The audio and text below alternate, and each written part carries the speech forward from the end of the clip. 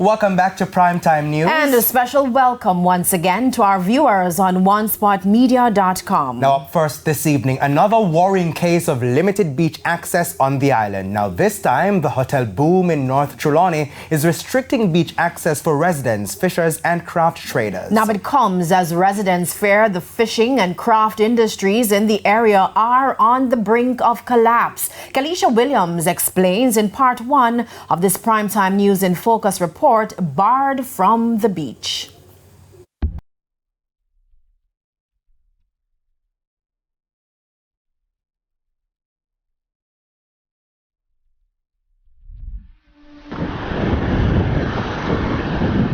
Confronting all odds. It's hard pain to come here, you know. A decades-old car accident may have left Errol Clark disabled, but every day like clockwork, he makes the trek to this beach in Cooper's Pen, Trelawny. It caused me pain, lots of pain, so I have to try to come still because this is what I do for a living. You know? It's painful because it's a long and arduous journey from the main road to the beach. Climbing over groins and navigating off roads near the Royal Sun Hotel are the only options for many to access the beach. Water, we have to walk all in a mud water to get there. I'm actually being guided by a few craft traders who are just telling me how they have to access the beach on a daily basis. They have to walk through muddy waters. We're not there yet, but we're about to see just how difficult it is for these craft traders and residents in the community as well to access the beach.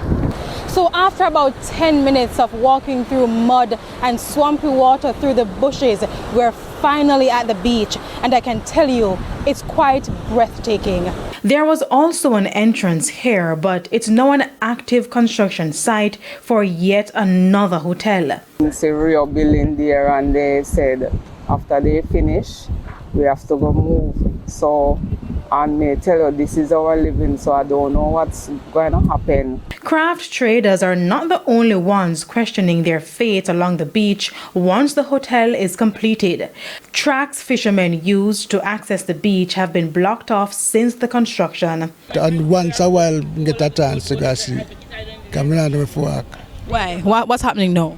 Because, yes, our village, our fishing village, licensed beach, it have fisheries. And now last sudden, then come then tell you I can have something. Put a boat, so every day, so then come then say, if we move, we put it there, so, and them can away there. A 3 boat me have out there, then mash up one. When over here, so when I got bill. Walk me through what you have to do to get to the beach. The man down there, so we used to sell him fish, like blue waters. We used to sell him lobster and fish, so he kind of used to it. So I asked permission to climb on the rock, for access to the beach. The fishing and craft villages were disrupted since another phase of the Royal Sun Hotel was constructed in 2016. I was also told some people were compensated about $100,000 each a few years ago after being displaced. But with the new hotel under construction, things are worse. As Billy Paul said, some years ago, the strong survive. In Jamaica, only the rich survive. If there were a graveyard for boats, then this would be it. Because of the restricted beach access, these boats have been here for months. I remember as a boy growing up, I hear about Squire Thompson, the first owner for the property over there, and he gave access to Cooper's Pen fishermen. And then Patrick Tennyson come and do the same thing. That is well over 200 years ago. They don't cap tight, they get access to use to the beach.